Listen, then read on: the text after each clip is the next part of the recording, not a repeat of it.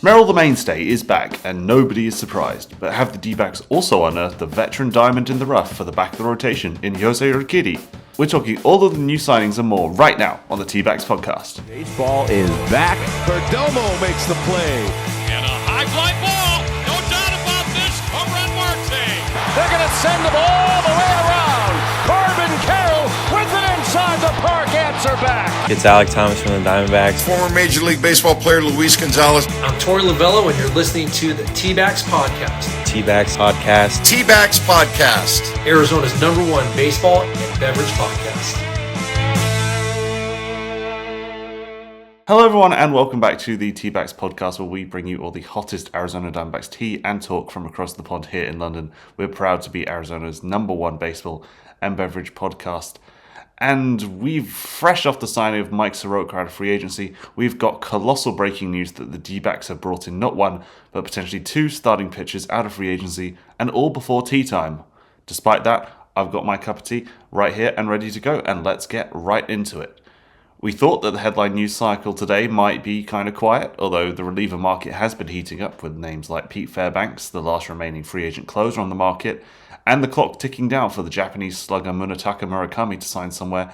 Maybe we're expecting to see some movement there, but then all of a sudden, wham! Diamondbacks front office, as we all know they're prone to do on occasion, shocked us all and signed two starting pitchers in the space of 24 hours, firstly bringing back Desert Mountain High School and Arizona State alumni Merrill, the mainstay Kelly, to likely be the top of the rotation starter, at least until Corbin Burns recovers from injury, alongside the acquisition of former Houston Astro and Detroit Tiger Jose Urquidy, who is reported to have signed on what we expect to be a minor league deal with an invite to spring training. Let's get right into the meat of all of this. We've gone from pitching being a huge gaping hole in the roster to acquiring three arms with a wealth of major league experience, all within budget, crucially as well managing to seemingly fill the rotation without trading Ketel Marte. Now, a trade was floated a couple of days ago with the Rays emerging as a potential suitor, with a swap for Ryan Pepiot and Shane Baz on the table, which in my opinion wouldn't have been a bad deal. But I would have really only considered seriously taking it if I'm in Mike Hazen's shoes, which I think everyone's thankful that I'm not. If somebody like a Chandler Simpson or Jonathan Aranda was involved too, because you would have been losing such a productive bat. However, Merrill Kelly's much anticipated return on what is reported to be a 2-year, $40 million deal now means that Hazen can hold firm on trading Marte, and Ketel's already high trade value will now firmly be on the moon. And that's both a move that keeps the on-field lineup looking strong, as well as keeping a fan base happy that, we're now much more unlikely to trade the team's all-star face the franchise MVP candidate. That's a win. However, even without the background circus, Kelly's return is, of course, a great move for the Snakes. He's one of my favourite players personally. I said that on the Dbacks Dispatch last year. We'd all sort of known that it was on the cards after he was traded. Merrill said, I want to go back to Arizona. When I hit free agency, I want to finish my career there. Zach Gallen had sort of made similar noises, but Merrill Kelly really seemed like, he knew what he wanted to do. He knew he was going to come back. But getting the deal over the line is very different to, hearsay and chatter. And that gives us the popular veteran back in the rotation, and it gives us another experienced head in the clubhouse, and he'll likely have a great effect on the young arms who were acquired around the trade deadline last year, including the likes of David Hageman, one of the trade pieces we received from Texas in exchange for their rental of Merrill Kelly. So I think overall we can say we're the winners of that trade, case closed. Now, yes, Merrill is getting up there in years, and we all know Arizona's reputation when it comes to veteran starting pitchers. We've been burned before, and yes, I'm looking at you, Madison Bumgarner. However, we saw as good stuff as we've ever seen out of Merrill Kelly last year, and he's shown few signs of slowing down. If you measure a pitcher's value solely on their fastball velocity, as a lot of people tend to do on social media these days, then Merrill Kelly isn't exactly exciting. However, he can throw 5 or 6 pitches at any time in almost any spot with a devastating changeup that he throws the majority of the time, with Savant pegging him as an 80th percentile in off-speed run value in each of the past 4 seasons, and he's had an ERA of 3.55 or better in his last 3 seasons when throwing over 100 innings. There's clearly a lot of pitching left in him, and his second half of the year before being traded to Texas, he was showing improvements across the board, which is rare for a veteran pitcher to all of a sudden show a sharp uptick in form like that, but, we'll take it. This was a trend followed by the other D-backs starters, however, which shows that it's not so much of a fluke, and many attribute that to the arrival of catcher James McCann behind the dish. Now, McCann has re-signed as well, so you could expect to see similar positive signs from that battery come 2026. Statistically speaking, Merrill is already one of the D-backs' best pitchers in recent years, and potentially even all time. He's 5th in WAR amongst all-time franchise leaders in starting pitchers, 4th for all-time wins, trailing only Randy Johnson, Brandon Webb, and Zach Gallen, and he's likely to surpass Zach if we do see the Milkman sign elsewhere this offseason. And it's the same situation in innings pitched, and he's the 3rd all-time amongst qualified starters in chase percentage on off-speed pitches, which, given that modern baseball is always chasing velocity, it's really good to see somebody whose off-speed stuff can be so valuable. Diving further into Merrill's numbers, while his expected ERA last year was higher than what he posted, his numbers were skewed a little bit owing to his less than stellar time in Texas, and the comparisons kind of paints a good picture of that. While in Arizona, he posted a 9-6 record last year with a 3.0 WAR and an ERA of 3.22, but in Texas he clearly didn't settle the same, posting a 3-3 record with a 4.23 ERA and a 0.00 WAR, with the key underlying metric that I picked up on looking through those numbers earlier today of giving up an average of over 1 hit per inning in Texas versus 0.76 per inning as a Diamondback. We mentioned how much stronger Merrill was with James McCann behind the plate, and yeah, of course, an experienced veteran catcher will help the pitcher out more. No shade to Gabby Moreno, but the difference in how those two call games is obvious if you know what to look for.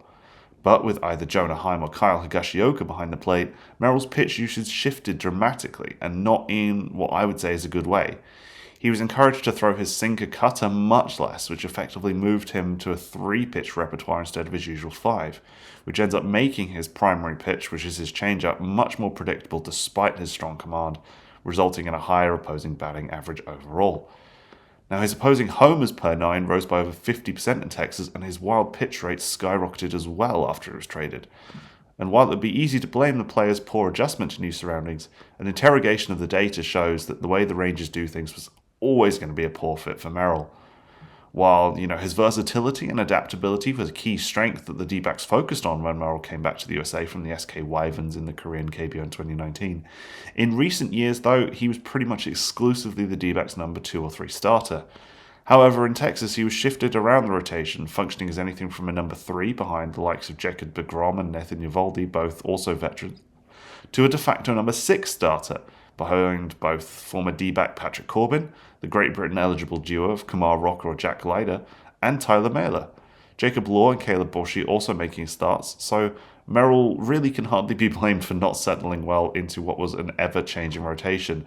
It wasn't quite what the Mets had going on, but yeah, it was pretty bad, despite the fact that it's one of the franchise's history's Texas Rangers' best ever rotations, which is weird, but hey, renting Merrill Kelly is hardly going to fix an underlying problem of we don't quite know why we're so good at pitching all of a sudden. And even then, the only truly familiar face, aside from a DFA'd Nick Ahmed, was Tucker Barnhart, who I had almost forgotten played 31 games for the 2024 Snakes. Then I think there's almost really no real drawbacks in bringing Merrill Kelly home when you say, okay, he was better in Arizona than Texas, he can be better in Arizona again. And by all accounts, the feeling that there was no real drawbacks and they wanted him to come back, that was clearly mutual, when ultimately the end result being that we effectively got Cole Drake, Mitch Bratt, and David Hageman for free following the Rangers' rental of Merrill in that postseason push, which of course fell short at an 81-81 final record. Ultimately, if the D-backs can get another 10-plus win season out of Merrill in 2026 and 2027 before what's probably going to be his retirement year, then that'll be $20 million AAV well spent. His return is likely to be the most expensive move the Diamondbacks make this offseason, but bringing back someone of his experience and reliability, not to mention franchise cornerstone, who will probably be on the bump come opening day, is not to be undervalued. Let me take a quick tea break.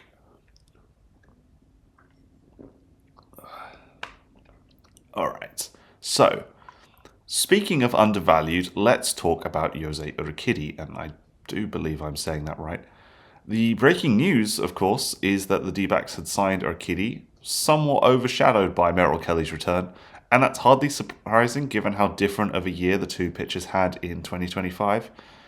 Jose's year in the majors saw him make 2 appearances, striking out 3 in 2 innings to an ERA of 7.71. However, that really doesn't tell the whole story, and his signature and his expected presence in Reno come opening day, in my opinion, could be another shrewd move by the front office. If you're unfamiliar with Jose's background, the Mazatlan native made his debut for the Astros in 2019, starting 7 games, making 2 further appearances out of the pen, and pitching to a 3.95 ERA with 2 wins and 1 loss. His 2020 was better, making less starts, but posting a 2.73 ERA and 0.2 more WAR than the previous year. 2021 was really a breakout year, however, as he posted 2 WAR, 8 wins, 3 losses in 20 starts, and cementing himself a starting spot for the Astros in 2021, where he made 28 starts, posting a 13-8 record and a 3.94 ERA. Things went a little quiet from then on following his Tommy John in 2024, and in 2025 he was outrighted to the Tigers, where, as we said, he only made 2 major league appearances. However, he had a 100% win record in AAA Toledo when a decision went his way, and it's been in for Mazatlan in native Mexico, where he's gotten in absolutely great shape, posting a 1.09 ERA in 6 starts in Mexican winter ball through 33 innings. And he's also not surrendered a homer in that time, which is no small feat when you look at some of the hitters that we've seen perform well in that league this year, and of course some of the ballpark outfield distances being on average a little bit smaller. His pitch repertoire is an interesting one too, and that's something that really stood out to me. He's very similar to Merrill in that he can throw 6 different pitches should he so wish, with a primary pitch being a 4-seamer around the 94 mark, so not really going to have elite velocity, but also mixing in a change, a curve, sweeper, cutter, and sinker, with the sweeper, curve, and cutter leaning to the glove side with both decent horizontal and vertical break from a fairly normal 53-degree arm angle. In his notably good 2022 season, he had a K percentage just below 20%, which isn't stellar, but only walked a batter 5% of the time on balls, well below the league average of 8% that year.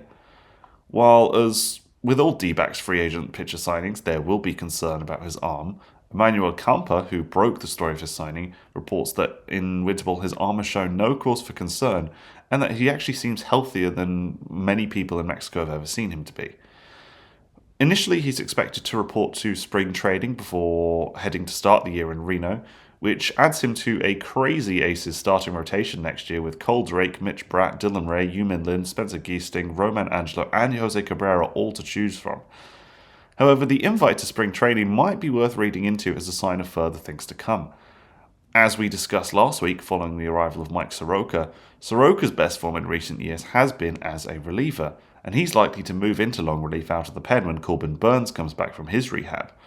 But if Urquidy shows strong stuff in spring training, like we saw from Blaze Alexander last in the Cactus League, then he's definitely in with a shout of facing his way into the opening day roster, which would see Soroka the most likely candidate to move to the pen, since Torrey has said they'll never put Erod there, and Brandon Pfaadt and Ryan Nelson are starting locks for the foreseeable future.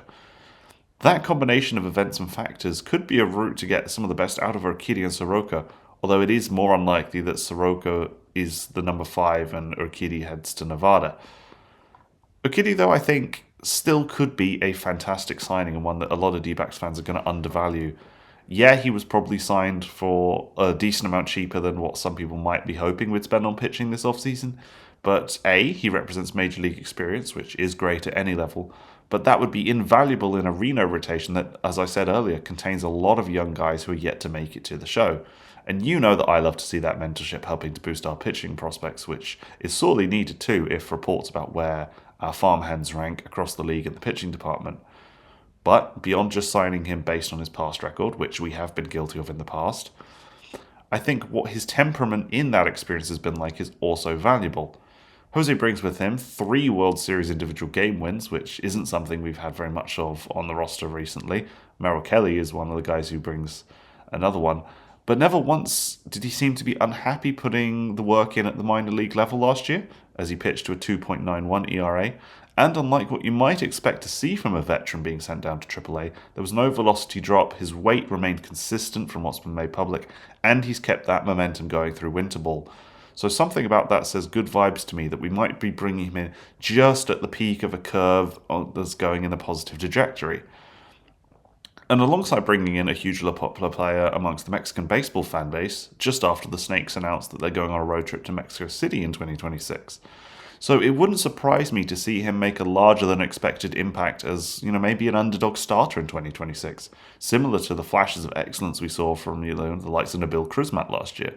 Crismat, incidentally, was an arm I think also could have been counted on to do a job out of free agency on a budget this year, although we haven't really seen any interest in a return there from what I've seen, so, maybe that just goes to show I actually know nothing about baseball, which would be really concerning, given the fact that I have a baseball podcast and supposedly a lot of people tune into it.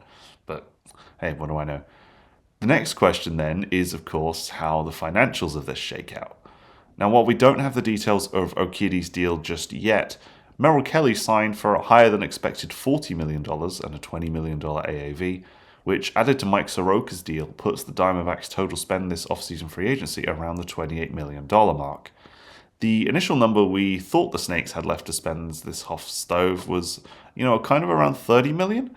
So Mike Hazen won't have much left in the kitty to work with, but Urquidy is the kind of pitcher you can bring in and depend upon without breaking the bank, if you ask me, and you might expect to see one or two guys like that through the door before you see any trades get the green light.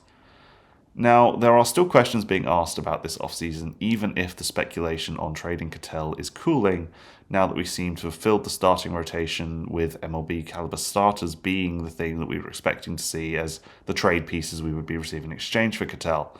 So if we were to be trading our all-star second baseman, that would have been what we would have probably asked for. We talked about Hunter Green potentially being an option there. We looked at, maybe a Mets package with someone like Yona Tong and Kodai Senga both being on the table. But the pressure on that seems to be cooling, and I think that's the right move. If, Mike Hazen can get through this offseason and say, hey, we didn't trade Ketel Marte. We weren't forced to trade Ketel Marte. No one really made any inroads in trading Ketel Marte because we went and got, a few starting pitchers that we're comfortable with. I think that's the right move. That then leaves two main areas to focus on, which is a righty outfield bat to replace one of our two center fielders on the chopping block, either Jake McCarthy or Alec Thomas. Even if we do see Blaze Alexander out there next year, he is much more primarily considered a left side of the infield prospect first and foremost. And then there remains a question to be asked at first base, which, we've talked about at length, but we're going to do it again anyway. Anyone with a social media account, anyone and everyone seems to be linking us with a return for Paul Goldschmidt out of free agency, which, I'm vocally supportive of. I think the vibes of that would be pretty good. But with Goldie likely now to command upwards of 10 million AAV, maybe between, offering him 9.5 to start and then 15 million in terms of incentives, that still presumably would require Mike Hazen to convince the ownership that going over budget is the right move, which didn't really work out after dropping upwards of 200 million last year. And would platooning a franchise legend on a farewell tour alongside Pavin Smith while working on Tyler Locklear and Ivan Melendez in AAA be the answer? I don't know. Previously impressive utility guys like Ildemaro Vargas remain unsigned right now too, as well as, we mentioned Munetaka Murakami at the start of the show. Kazuma Okamoto hasn't signed with anybody yet either. Both guys can play first and then also at the hot corner. I think Murakami is considered more of like a primary first base guy. Okamoto's a little stronger defensively, so he could go either way. I doubt that the Diamondbacks are going to have the kind of funds to go in for one of those two guys, but, anything's possible. We just don't really know what first base is going to look like next year. I think if we go into 2026 with Pavin Smith being the major league first baseman, or, the bigger part of the major league first base platoon with Tyler Locklear being the number two guy, I think that would potentially be a little bit disappointing for Diamondbacks fans, especially given how much noise has been made about potential return for Goldie. And yeah, I know he's getting up there in age, but he could probably pay for himself in sold jerseys alone, which I know is a bit of a cliche, but it would be cool, and I would love to see a 44 Goldschmidt Serpientes jersey, so, can you really blame me on that one? But, despite the mini flurry of signings from the Serpientes, there is plenty that remains up in the air. The 40-man roster right now is full as well, so in order to register Merrill, there's going to be a DFA or outright corresponding roster move that needs to happen. It wasn't really a surprise that Bryce Jarvis was the corresponding move for Mike Soroka last week, but it's less obvious who's going to be next. We can't yet move Lourdes Gurriel to the 60-day IL, and it seems like his rehab is going pretty well too. So given that either Yilba Diaz has been tearing it up as a closer in winter ball, my money is on one of Gus Varland or Blake Walston, neither of whom really made a huge impression at a major league level last year. Kyle Backus or Philip Abner are two other candidates, unless Torrey selects the nuclear option, like someone like a Pavin Smith or Jake McCarthy. Although that's fairly close to unthinkable, and if Torrey were to do that, it would probably be because he knew somebody else would be coming through the door, like a Paul Goldschmidt, like a right-handed outfielder, and we haven't heard any real big rumblings about that.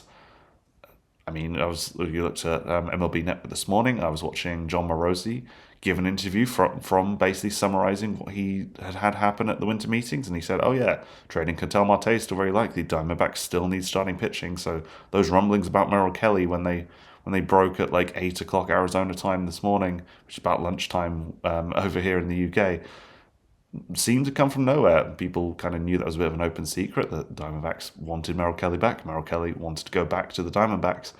But most people still thought, yeah, Diamondbacks are going to trade Ketel Marte to solve their starting pitching problems. And, we've got one, maybe two starting pitchers signed for the Diamondbacks within the last 48 hours. So is trading Ketel still going to happen? I don't know.